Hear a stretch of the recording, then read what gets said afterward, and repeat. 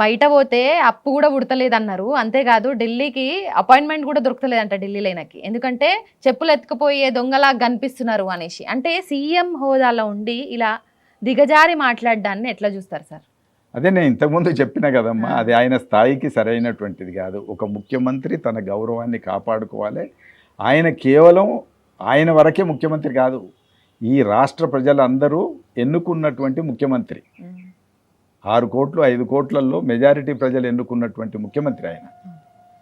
కాబట్టి వీళ్ళందరి ఆత్మగౌరవం, తెలంగాణ మొత్తం ఆత్మగౌరవం ఆయన చేతిలో ఉంది. ఇవాళ తెలంగాణ ఆత్మగౌరవాన్ని మొత్తాన్ని అవమానించటం అది.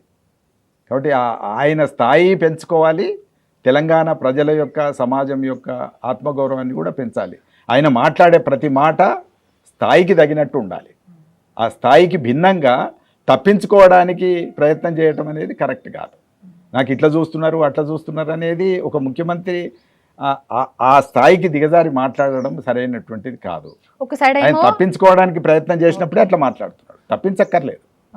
ఒక సైడ్ ఏమో అప్పు పుడతలేదు అంటారు, ఇంకో సైడ్ ఏమో విదేశాలకు దావోస్కు వెళ్ళి నేను పెట్టుబడులు ఎన్ని తెచ్చాను అన్ని తెచ్చాను అంటున్నాడు. ఫుల్ సెలబ్రేషన్స్ కూడా చేసుకున్నారు. ఇక్కడ అందాల పోటీలకేమో పెట్టుబడులు చాలా పెట్టారు అందుకని నిర్వహిస్తున్నాం అంటారు.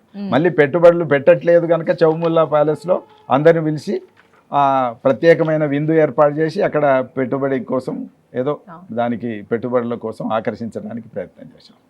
అంటే పెట్టుబడి ఉందా లేదా, పెట్టుబడులు తెచ్చారా లేదా, అప్పులు తెచ్చారా లేదా, ఈ విషయాల్లో లోపలొకటి బయటకొకటి చేయటం అనేటువంటిది, మాట్లాడడం అనేటువంటిది ఒక ముఖ్యమంత్రి స్థాయికి సరైనటువంటిది కాదు.